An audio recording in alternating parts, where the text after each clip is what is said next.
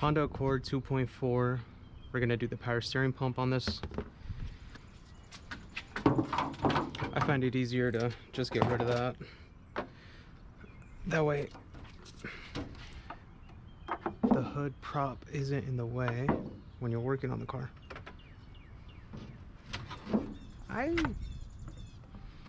Should be further. As long the wind doesn't come, should be fine. That's a belt tensioner right here. So it's gonna be a 14mm or 9/16. This is what I'm gonna use to remove it because my ratchet doesn't fit in there. It will be easier if you have a serpentine belt remover.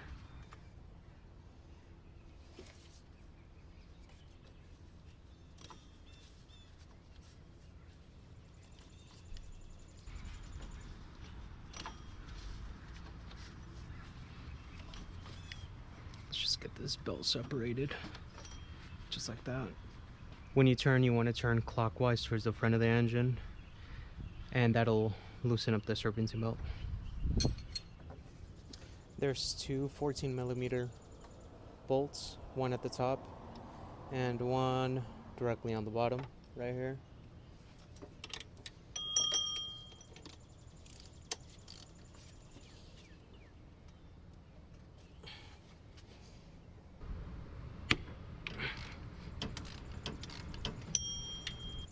A deep socket for this bottom one is a great idea.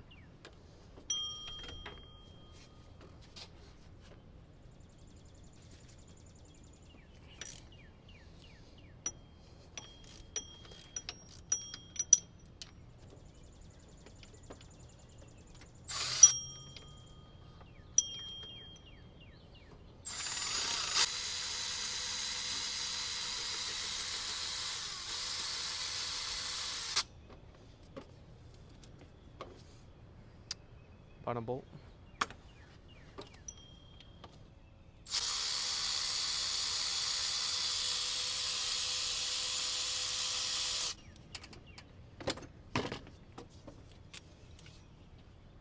Top bolt. After you do that, we're gonna have to disconnect these two lines, this pressure line and this reservoir line.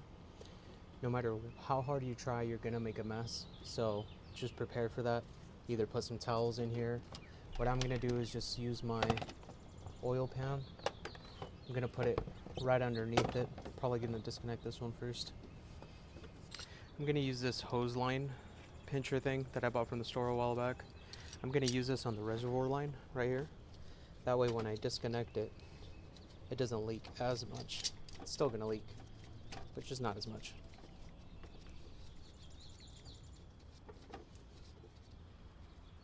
Gonna put a rag under here just to protect the alternator and the belt.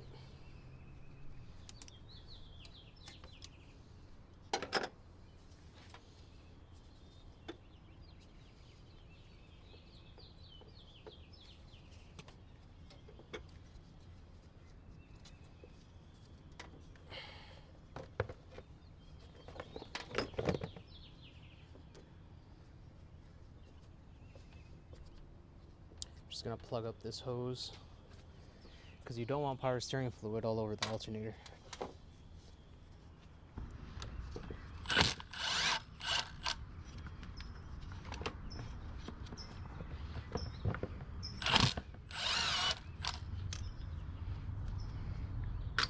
Just put them aside.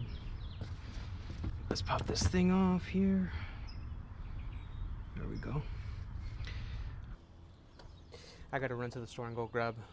Oh, mother. There is a O-ring on the pressure line. You're gonna want to replace.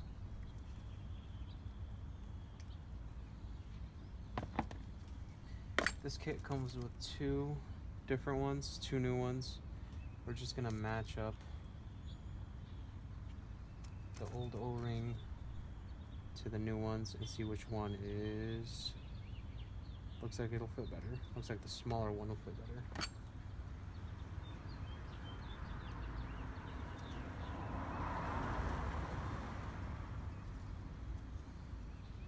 We're gonna lube up the O-ring with some power steering fluid.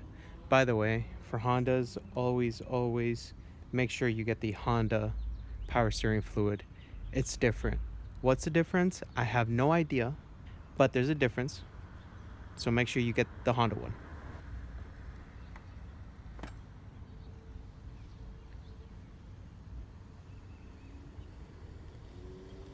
Now we're going to start reconnecting the power steering lines to the new power steering pump. Reconnect everything.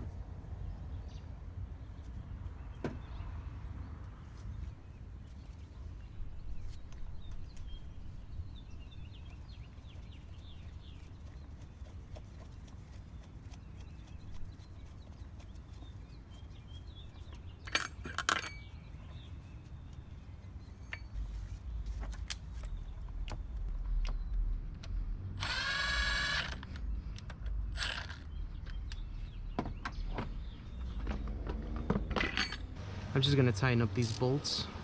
Make sure they're nice and snug up top. Don't over tighten them. You could snap them, and I've snapped them before. It's not a fun day when you snap things. Before I reconnect the reservoir line, I'm gonna put these bolts back up to the power steering because it's just gonna make things easier.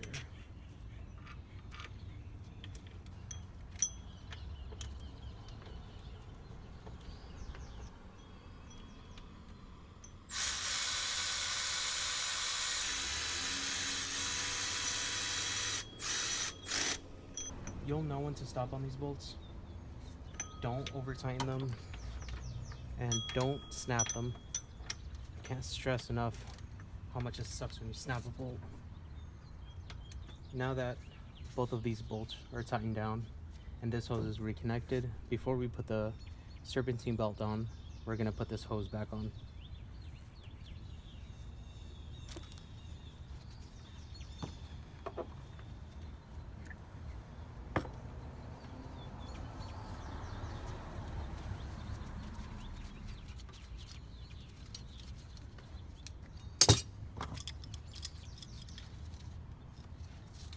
For these hose clamps, I always recommend they put them back in the same groove that they used to be in, just like that.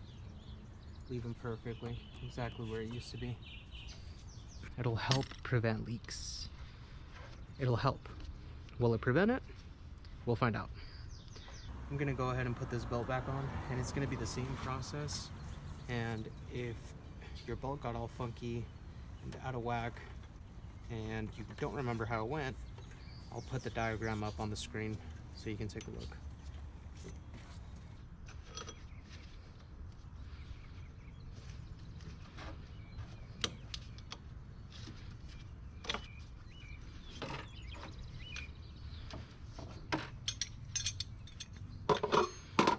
Once you get the belt on, you want to double check every single pulley. Like for instance, here you can clearly see that the serpentine belt is getting off track of the ribs. So I'm gonna go back in here, give myself some slack so I can fix that.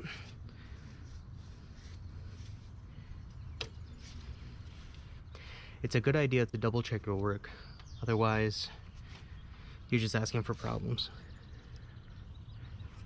I'm gonna suction out some of this old power steering fluid and put it in an empty water bottle. If you don't have a transfer pump, you could just use a turkey baster. Probably works faster.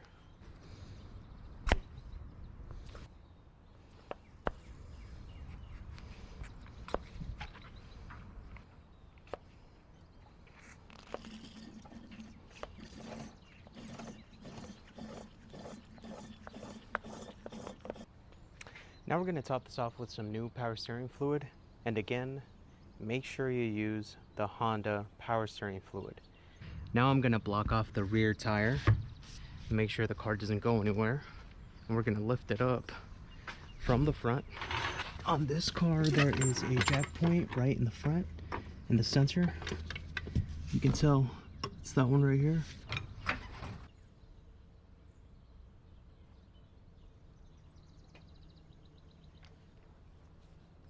All right, now we're ready to bleed the system. Now, I don't care what anyone says, to properly bleed a power steering system, you have to turn the wheel to the right and all the way to the left at least like 40, 50 times. And when I mean 40 to 50 times, I'm talking to the right, to the left, that's one. It takes a long time and it's tiring. But if you do it right the first time, you don't have to replace the pump again because of premature wear.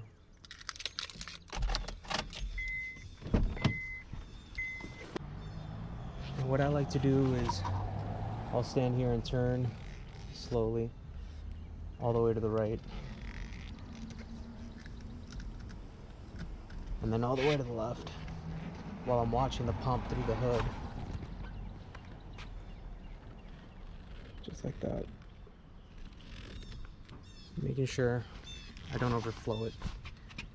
Because if you turn the wheel too fast while you're bleeding it, you'll push out the fluid and it's gonna make a mess.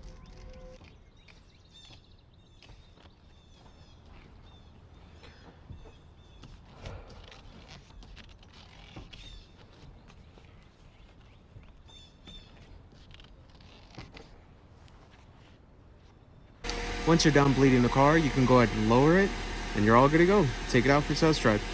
Thank you for watching. Please like and subscribe.